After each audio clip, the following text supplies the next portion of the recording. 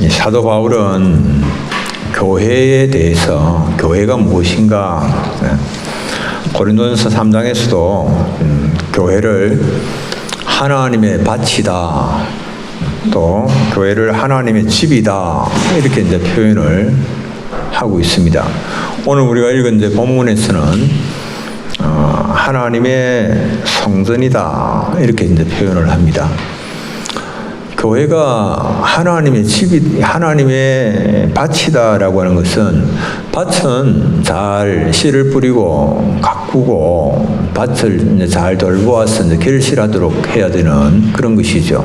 그래서 교회를 잘 이렇게 가꾸어야 된다라고 하는 그런 측면에서 교회 일꾼들이, 사역자들이, 직분자들이 교회를 잘 가꾸어야 된다라고 하는 면에서 이제 교회를 하나님의 밭이다 그랬습니다. 또 교회를 이제 하나님의 집이다 이렇게 이제 표현을 했는데, 이 하나님의 집도 역시 이제 건축자들에 대하여, 건물을 세우는 건축자들의 역할에 대해서 이제 말씀을 하는 겁니다. 교회 여러 직분자들이 교회를 세우는 역할을 감당을 해야 되는 일이죠. 그래서 어떤 사람은 틀을 닦는 그런 일을 하기도 하고, 어떤 사람은 기초를 얻는 일들을 하고, 그 위에 여러 이제 기능들이 함께 어우러져서 집이 세워지는 것입니다. 그래서 이런 게 교회를 일컫는 이름들, 하나님의 집, 하나님의 또한 밭, 이런 것은 일하는 사람들의 역할을 강조하는 그런 표현이죠. 그런데 이제 오늘 우리가 읽은 이 본문에서는 성도들을 하나님의 성전이다 이렇게 이제 표현을 하고 있습니다. 성전은, 이것은 이제 성도들이 어떤 사람이 되어야 되는가, 성도들의 이제 정체성에 대해서 말씀을 하고자 하는 겁니다. 16절에는 보면 너희는 너희가 하나님의 성전인 것과 하나님의 성령이 너희 안에 계시는 것을 알지 못하느냐 이렇게 말씀합니다. 그래서 이 말씀을, 오늘 이 본문의 말씀을 통해서 우리는 이제 교회가 무언가 우리의 정체성을 또 발견을 하고 잃어버린 정체성을 좀 회복할 수 있는 그런 시간이 되면 좋겠습니다. 오늘 16절에서 말씀하고 있는 너희가 누구인가? 너희는 고린도 교회 성도들을 말씀하고 있죠. 이 서신을 받는 수신자들이죠. 그래서 고린도 교회를 하나님의 성령이 거하시는 하나님의 성전이다. 고린도 교회가 하나님의 성전인 것과 마찬가지로 이제 오늘 신약의 교회들도 이제 하나님의 성전이죠. 구약 시대의 하나님은 성전에 거하십니다. 그래서 예루살렘 성전은 여호와 하나님의 거처였습니다. 하나님의 임재가 예루살렘 성전에 이루어졌습니다. 언약궤가 있고, 언약궤 위에 두 그룹이 있고, 두 그룹 사이에 시온자가 있는데, 그곳에 시온소가 있는데 하나님께서 임재하셔서 영광을 나타내셨습니다.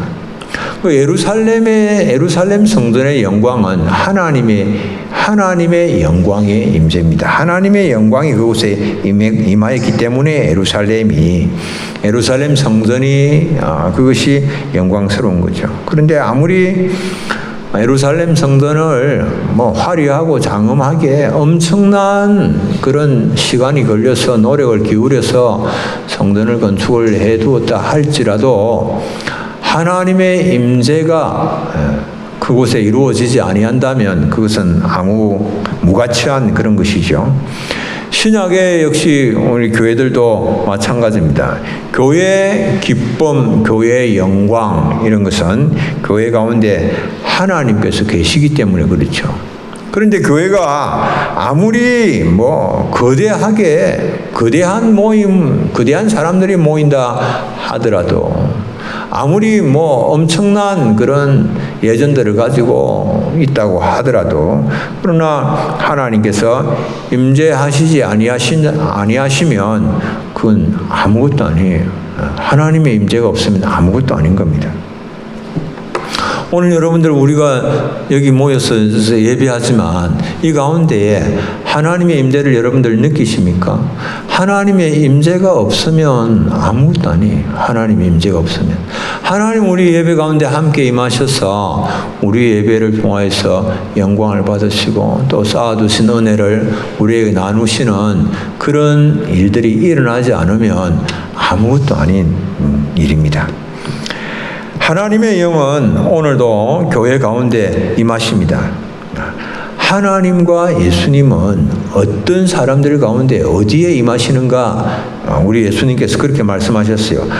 하나님을 사랑하고 순종하는 자들에게 그들 가운데 거처를 정하신다. 이렇게 말씀하십니다. 이게 아주 중요한 말씀인데요. 요한복음 14장 23절 함께 한번 읽어보겠습니다. 예수께서 대답하여 이르시되 사람이 나를 사랑하면 내 말을 지키리니 내 아버지께서 그를 사랑하실 것이요 우리가 그에게 가서 거처를 그와 함께 하리라. 아멘. 사람들 가운데 하나님께서 거처를 정하시는데 어떤 사람들 가운데 거처를 정하시는가 하니까 하나님을 사랑하고 하나님의 말씀을 지키는 자 가운데 하나님께서 함께 거처를 정하신다. 이렇게 말씀을 하십니다. 이게 하나님께서 우리에게 은혜를 주시는데 은혜 주시는 그 가운데서 최고의 은혜가 뭐냐? 여러분들 하나님께서 우리와 함께 하시는 거예요. 우리 가운데 거처를 정하셨다라고 하는 이것보다도 더 크고 놀라운 일은 없어요. 거룩하시고 영화로우신 하나님께서 죄와 허물로 영원히 죽었던 우리 가운데에 거처를 정하셨다라고 하는 이것보다도 더 놀라운 일들이 또 무엇이 있겠습니까? 예루살렘 성전은 하나님의 임재가 이루어지는 곳이고 하나님의 지시하신 대로 그 성전이 세워졌습니다. 하나님의 임재가 이루어지는 구성전 예루살렘 성전이나 새 성전 교회가 이제 새 성전이라고 이렇게 이제 표현을 하는데요. 이 새 성전은 다 하나님의 것이죠. 이 새 성전은 구성전을 이제 대체를 하는 것입니다. 그런데 이 새 성전을 이렇게 구성을 하고 있는 오늘날 모든 성도들, 신자들은 예수 그리스도를 통해서 신자가 된 거예요. 성도가 된 것은 예수 그리스도를 통해서. 믿음은 하나님의 선물로 우리에게 주어진 것입니다. 내가 결심하고 결단한다라고 해서 믿음을 갖게 되는 거 아닙니다. 하나님께서 미리 정하신 뜻에 따라서 우리가 믿음을 가지게 되었고 또 교회를 이루었습니다. 그러면 오늘 우리가 이룬 이 교회가 뭔가, 교회의 정체성, 여기에 대해서 말씀을 통해서 우리는 살펴봐야 됩니다. 교회는 하나님의 영광을 위하여서 세워진 것입니다. 교회의 존재 목적이 뭘까요? 사도 바울은 이렇게 말합니다. 너희가 값으로 산 것이 되었으니까 이제 너희는 너희 자신의 것이 아니다. 하나님께 영광을 돌려야 된다 라고 말씀합니다. 고린도전서 6장 20절에 값으로 산 것이 되었으니 그런즉 너희 몸을 하나님께 영광 돌리라. 하나님께 영광 돌리는 것, 이것은 구원받은 모든 사람들의 삶의 목적입니다. 소교리 문답 제1문이 이렇게 묻고 있습니다. 사람의 제일 되는 목적이 뭐냐? 그렇게 묻고 답을 하기를 어떻게 답을 하는가 하면 하나님을 영화롭게 하고 영원토록 그를 즐거워하는 것이다. 이렇게 답을 합니다. 우리가 하나님을 영화롭게 하는 것, 하나님께 영광을 돌리는 것, 이것이 구속받은 성도들의 최고의 삶의 이 목적인데, 그런데 어떻게 우리는 하나님께 영광을 돌릴 수가 있을까? 하나님은 어떻게 무엇을 통해서 사람들이 영광을 받으시는가? 사도 베드로는 우리가 하나님의 아름다운 덕을 선포함으로 이렇게 이제 말씀을 하고 있는 겁니다. 우리가 복음의 성인이 됨으로 말미암아서 정말 우리가 그리스도인답게 우리의 삶을 통하여서 예수 그리스도의 아름다운 향기를 드러내고 우리의 삶을 통하여서 하나님의 아름다운 덕이 선포가 될 때에 하나님 영광을 받으시오. 베드로전서 2장 9절 함께 한번 읽습니다. 그러나 너희는 택하신 족속이요 왕같은 제사장들이요 거룩한 나라요 그의 소유가 된 백성이니 이는 너희를 어두운 데서 불러내어 그의 기이한 빛에 들어가게 하신 이의 아름다운 덕을 선포하게 하려 하심이라. 아멘.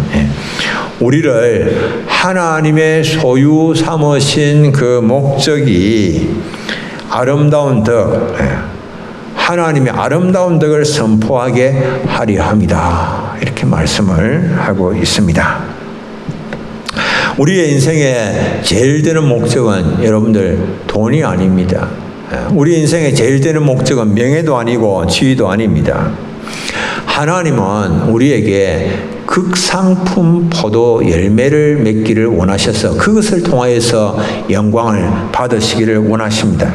성경은 하나님을 농부로 표현을 했습니다. 그리고 그 하나님 포도원을 만드셨어요. 그리고 그곳에다가 극상품 포도나무를 심으셨습니다. 두루 파고 거름을 하시고는 극상품 포도 열매가 맺히기를 기대를 하셨습니다. 그런데 이스라엘 백성들이 극상품 포도 열매를 맺기는커녕 그런 열매를 맺지 아니하고 들포도 열매를 맺었습니다. 들포도 열매, 시큼해서 먹을 수가 없는 그런 열매를 맺었습니다. 왜 들포도 열매를 맺게 되었을까? 여러분들, 들포도 열매를 왜 하나님께서 극상품 포도 열매를 맺도록 하시기 위해서 다 파고 거름도 하시고 극상품 포도 나무를 심으셨는데 왜 들포도 열매를 맺었을까? 신에게 문제입니다. 인생이 하나님의 말씀으로부터 말씀의 진액을 빨아 올려야, 그래야 극상품 포도 열매가 맺히게 되는데, 이스라엘 백성들이 찔레와 가시나무의 뿌리를 받고 그 진액을 빨아 올린 겁니다. 그래서 들포도 열매를 맺게 된 겁니다. 돈과 지위와 명예와 세상의 풍요로움들, 형통함들, 향락에 이런 것에 세상적인 가치의 뿌리를 받고 그들이 진액을 빨아 올린 겁니다. 그래서 들포도 열매를 맺게 되었고 씌어서 먹을 수가 없는 것이었고 하나님께 영광을 돌릴 수가 없었다라고 하는 겁니다. 우리가 하나님의 영광이 목적인 인생을 살아야 됩니다. 하나님의 영광을 추구하고 살다가 보면 하나님께서 우리가 원하는 그 모든 것들도 더불어서 허락을 해 주시는 겁니다. 하나님께서 부와 귀를 우리에게 하나님의 영광을 위하여 살 때에 허락하여 주실 수가 있는 분이 하나님이십니다. 하나님과 재물을 겸하여서 우리가 섬길 수가 없습니다. 두 주인을 섬길 수가 없습니다. 여러분들, 하나님께서, 우리 주님 예수 그리스도께서 분명히 말씀하십니다. 누가복음 16장 13절로 15절 집 하인이 두 주인을 섬길 수 없나니 혹 이를 미워하고 저를 사랑하거나 혹 이를 중히 여기고 저를 경히 여길 것임이니라. 너희는 하나님과 재물을 겸하여 섬길 수 없느니라. 바리새인들은 돈을 좋아하는 자들이라. 이 모든 것을 듣고 비웃건을 하나님과 재물을 겸하여 섬길 수가 없다고 그러니까 바리새인들이 돈을 좋아하니까 웃기는 소리 하고 있네. 뭐가 그렇게 할 수가 없냐? 그래 비웃는다라고 하는 거예요. 예수께서 이르시되 너희는 사람 앞에서 스스로 옳다 하는 자들이나 너희 마음을 하나님께서 아시나니 사람 중에 높임을 받는 그것은 하나님 앞에 미움을 받는 것이니라 말씀을 합니다. 여러분들, 바리새인들처럼 오늘도 사람들이 하나님과 재물을 겸하여 섬길 수가 없습니다. 그렇게 말을 하면요, 그 말을 듣고는 자기들이 돈을 좋아하니까 비웃습니다. 콧방귀 낍니다. 돈이 최고지. 돈이 최고지. 뭐가 더 필요한 게 뭐가 있냐. 돈을 쫓아가는 사람들은 돈만 있으면 되지. 뭐가 더 필요한데? 라고 그렇게 콧방귀를 끼는 것이요. 그러니까 하나님께서 뭐라고 말씀하십니까? 너희들이 재물을 많이 모아서 그래서 그것으로 인하여서 사람들 앞에서 높임을 받고 존경을 받을지 모르지만은 그러나 그것은 하나님 앞에서 미움을 받는 길임을 왜 알지 못하느냐 이렇게 말씀을 하시는 거예요. 우리가 세상에서 총명한 것처럼 그렇게 여겨진다고 할지라도 그러나 그것은 찔레와 가시나무의 뿌리를 받고 수액을 빨아 올려서 맺은 그런 열매이기 때문에 그건 들포도나무의 열매예요. 들포도 열매예요. 그래서 하나님께서는 그것으로 인하여서 기뻐하시지 아니하고 하나님 그것을 받지 아니하신다라고 하는 사실입니다. 두 번째, 교회는 뭐냐? 교회는 성령의 전이기 때문에 거룩해야 됩니다. 교회는 성령의 전입니다. 거룩해야 하는 교회입니다. 여호와께서 거하시는 성전은 거룩합니다. 여러분들 성전을 아무나 성전에 들어갈 수 있습니까? 들어가지 못합니다. 오직 구별된 사람만 성전의 뜰을 밟을 수가 있는 겁니다. 유대인만 성전의 바깥들을 밟을 수가 있습니다. 이방인은 들어갈 수가 없습니다. 그리고 성소에서 섬길 수 있는 사람 아무나 성소에 들어가 섬깁니까? 그렇지 않습니다. 성소에서 섬기는 사람은 제사장만 성소에 들어가서 섬길 수가 있습니다. 그리고 지성소에는 1년 1차 오직 대제사장만 들어갈 수가 있는 곳이 지성소입니다. 그렇게 교회도 예수 그리스도를 위하여서 구별된 무리들입니다. 하나님께 드리는 예배를 위하여서 따로 세워진 것이 그것이 교회다라고 하는 겁니다. 고린도후서 6장 17절 18절 함께 한번 읽습니다. 그러므로 너희는 그들 중에서 나와서 따로 있고 부정한 것을 만지지 말라. 내가 너희를 영접하여 너희에게 아버지가 되고 너희는 내게 자녀가 되리라. 전능하신 주의 말씀이니라. 아멘. 하나님의 자녀라고 스스로 생각하는 사람들은 세상 가운데서 나와서 따로 있고 부정한 것을 만져서 안 된다라고 말씀을 합니다. 교회는 거룩하게 따로 세워져야 하는 곳이 교회입니다. 성도의 마음은 결코 우리가 성도들이 오늘 우리의 마음이 세상이나 거룩하지 못한 생각이나 탐욕이나 이런 것에 따라서 이런 것에 영향을 받아서 자꾸 움직이면 안 되는 겁니다. 하나님 외에 다른 것을 우리 마음이 쫓아가면 안 됩니다. 교회는 세상적인 원리에 따라서 작동하면 안 됩니다. 세상적인 원리에 자꾸 따라가려고 하면 안 됩니다. 세속적이고 마귀적이고 정욕적인 그런 수단을 사용하는 일에 교회가 익숙해지면 안 됩니다. 그런 수단을 자꾸 버리려고 해야 됩니다. 그런 수단들을 다 사용을 해서 편리하고 뭔가 얻을 수 있는 것이 좋지 않느냐? 안 됩니다. 세속적인 목적 추구하는 거 이거 버려야 됩니다.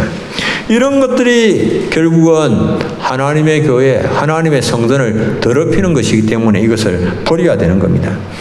여러분들 오늘 우리의 마음, 우리가 성도입니다. 우리의 마음에 아무 것이나 마구 들어와서 휘젓고 다니도록 하면 안 됩니다. 성도의 마음은 아무나 들어와서 걸을 수 있는 그런 뜰이 아닙니다. 성전의 뜰은 이렇게 거룩하게 구별된 사람들만 들어갈 수 있는 곳이 성전의 뜰이요. 하나님의 성전인 성도들의 마음에도 아무 것이나 마구 들어와서 그 마음을 휘젓도록 하면 안 된다라고 하는 겁니다. 세상이 원하면 마음대로 성도들의 마음을 마음대로 요리하고 이용할 수 있는 그런 공용 도로가 아닙니다. 성도들의 마음은. 성도는 하나님의 성전입니다. 몸도 마음도 하나님께서 거하시는 성전이기 때문에 특별하게 구별이 되어야 합니다. 성도는 거룩한 용도를 위해서 구별된 존재들입니다. 하나님 앞에 드리는 예배를 위하여서 구별된 특별한 자들입니다. 거룩함을 훼손해서는 안 됩니다. 성도는 하나님의 성령이 거하시는 성전이기 때문에 자신의 생각, 자신의 마음을 훼손하는 것, 그것은 바로 하나님의 거룩한 성소를 훼손하는 겁니다. 자신의 마음을 훼손하는 것, 하나님의 성소를 훼손하는 것입니다. 우리가 짓는 모든 종류의 죄는 성소를 훼손하는 겁니다. 하나님의 거룩한 성전을 훼손하는 겁니다. 죄와 부패로 오염된 곳에 거룩하신 성령님은 함께 하실 수가 없습니다. 분명하죠. 죄와 부패로 오염된 그곳에 어떻게 하나님이 함께 하십니까? 성령님은 우리가 우상을 마음에 품고 있을 때에 하나님보다도 더 사랑하고 더 귀하게 여기는 것들을 우리의 마음에 품고 있을 때에 그곳에 함께 하시지 않습니다. 여러분들, 오늘 우리의 마음에 하나님과 견줄 만한 어떤 사람이 내 마음에 자리 잡고 있습니까? 오늘 우리 마음에 하나님의 집보다도 내가 더 사모하는 그런 곳이 내 마음속에 자리 잡고 있습니까? 하나님보다 더 사랑하는 사람이나 물건, 그것은 여러분들 우상이요. 우리가 우상을 우리의 마음에 두고 있다면 하나님은 우리의 마음에 우상이 자리 잡고 있는 그 마음에 하나님께서 임하실 수가 없는 거예요. 그리고 함께 하실 수가 없는 것입니다. 돈을 지극히 사랑하는 사람들은 돈을 우상으로 삼고 사는 사람들이요. 그는 나는 하나님이 나와 함께 하시지 않아도 좋다. 돈만 있으면 된다. 네, 그렇게 말하는 것과 같은 사람입니다. 세 번째로, 교회의 거룩함을 해치는 자들에게는 심판이 있습니다. 여러분들, 우리가 이 사실을 기억을 해야 됩니다. 오늘 말씀은 성전을 더럽히는 결과가 얼마나 무서운가. 17절에 하나님의 성전을 더럽히면 하나님이 그 사람을 멸하시리라. 여러분들, 우리가 하나님의 약속의 말씀, 하나님 축복의 말씀은 아멘 아멘 하고 잘 받습니다. 그런데 하나님께서 이런 아주 엄하게 경고하시는 이런 말씀에 대해서는 그냥 눈 질끈 감아버립니다. 그 마음 닫아버리고 귀를 닫아버립니다. 하나님 말씀하십니다. 하나님이 성전을 더럽히면 하나님이 그 사람을 멸하시리라. 하나님이 멸하신다. 참 엄숙한 경고지요. 엄중한 경고지요. 우리가 거룩한 하나님의 자녀로서, 하나님의 백성으로서 어떻게 살아야 할지 아주 많은 경고를 하고 있습니다.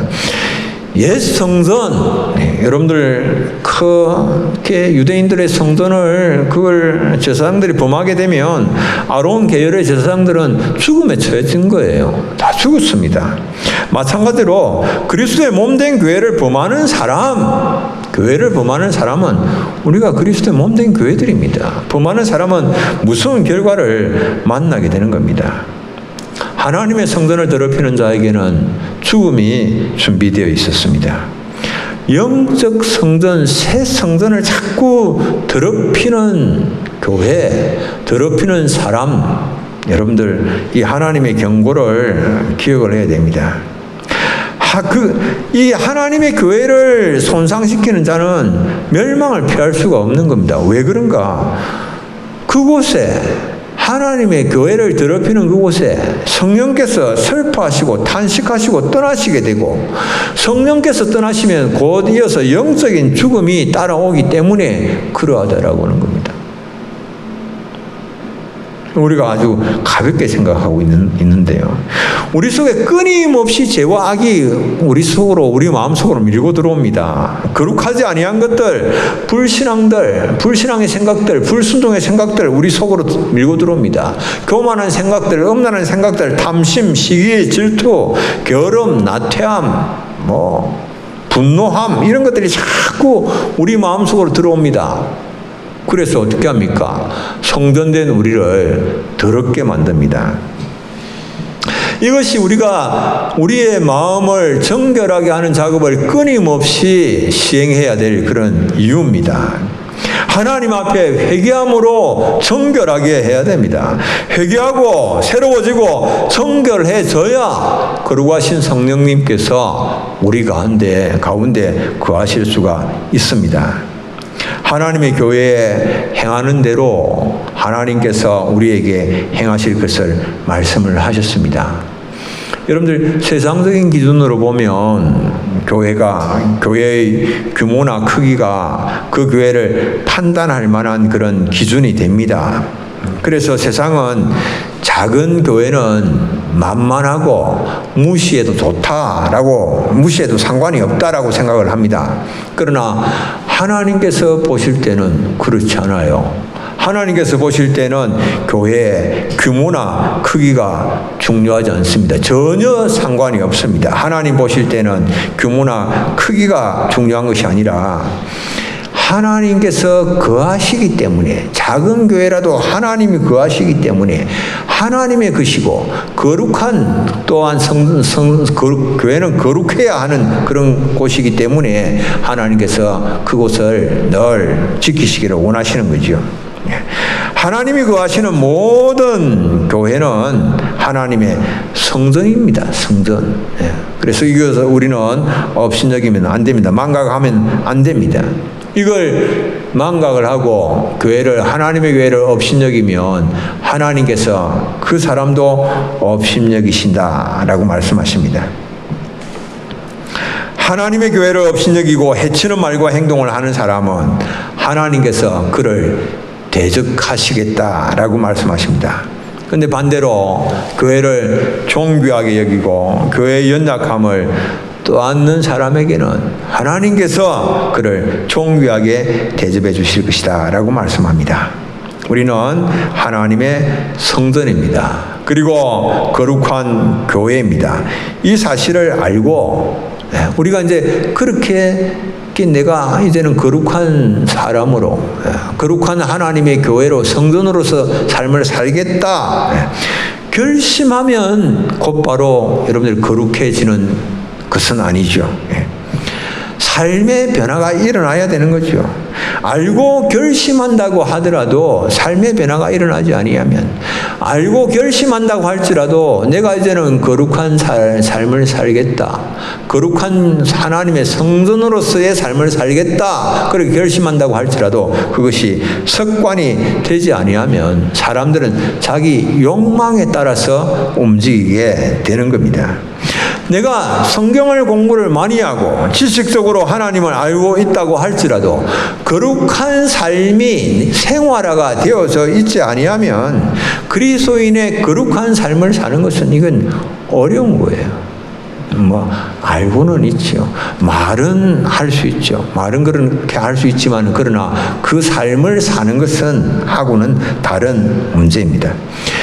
그래서 날마다 우리가 회개하는 삶이 내 속에 자리 잡지 아니하면, 생활화되지 아니하면 죄가 계속해서 들어오기 때문에 죄로 인하여서 우리의 마음이 둔해지고, 그래서 나중에는 뭐가 죄인지 뭐가 거룩함인지, 이렇게 해도 괜찮은 건지 안 괜찮은 건지, 하나님께서 미워하시는 것이고 하나님께서 멸하실 만한 것인지, 그냥 이렇게 살아도 되는 것인지, 그런 이제 분간조차 하기 어렵게 되어버리는 그런 일들이 일어나는 거예요. 뭐 하지 아니하면 계속해서 우리가 하나님 앞에서 이렇게 회개하는 시간을 갖지 않으면, 그래서 회개를 습관화하고 생활해야만 하는 겁니다. 그럴 때 우리의 마음이 민감해지고 민첩해지고 하나님께서 미워하시는 것이 무엇인가라고 하는 것을 알게 되고 그 죄와 악을 버리게 되고, 그래서 성령께서 우리 가운데 거하시는 하나님의 전으로서 삶을 살 수가 있는 겁니다. 오래전에 아프리카 콩고 한 마을 전체가 주님 앞으로 돌아오는 놀라운 변화가 일어났습니다. 그런데 이 놀라운 변화가 특출한 선교사가 대단한 그런 탁월한 능력으로 복음을 전하기 때문에 이런 일이 일어난 것이 아니고, 이 부흥의 시작은 두 여인과 한 남자 성도의 진실한 회개 때문에 이런 일이 일어났습니다. 이들이 이제 기도하는 가운데 하나님께서, 성령님께서 이제 그들의 마음에 회개의 마음을 이제 주셨습니다. 그래서 자신의 삶을 돌아보면서 그 중에 한 여인이 회중 앞에서 고백을 했습니다.